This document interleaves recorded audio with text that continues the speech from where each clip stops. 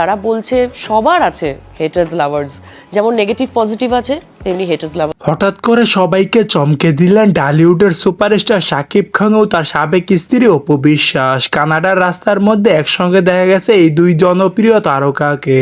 কালো পোশাকে পাশাপাশি হাঁটা, সঙ্গে ছিল লাকেজ। আর এই দৃশ্য ঘিরেই সোশ্যাল মিডিয়ার মধ্যে শুরু হয়েছে তুমুল আলোচনা ও সমালোচনা এবং বিতর্ক।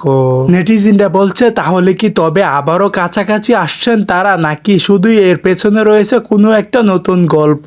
আর এই বিষয় নিয়ে ওপার বাংলার জনপ্রিয় অভিনেত্রী শ্রাবন্তী গাঙ্গুলি বলেছেন, সাকিব তুই কি আর নিজেকে পরিবর্তন করতে পারবি না? তুই কেনই বা অপু বিশ্বাসের সঙ্গে বারবার অবৈধ সম্পর্কের মধ্যে লিপ্ত হচ্ছিস? ঠিক এমনটাই দাবি করে বললেন শ্রাবন্তী চ্যাটার্জি। চলুন এক নজরে শ্রাবন্তী চ্যাটার্জির মুখে শুনে আসি তিনি সাকিব খানকে নিয়ে কি বললেন। করার কথা ছিল, বাংলাদেশে সংবাদ মাধ্যমে সেটা প্রকাশ হয়েছে। শাকিব খানের সঙ্গে ভবিষ্যতে আপনার কোনো সিনেমা হতে যাচ্ছে কিনা?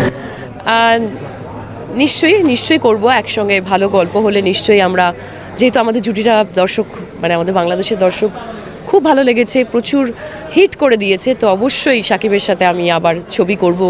দেখা যাক, এই বছরেই হতে পারে।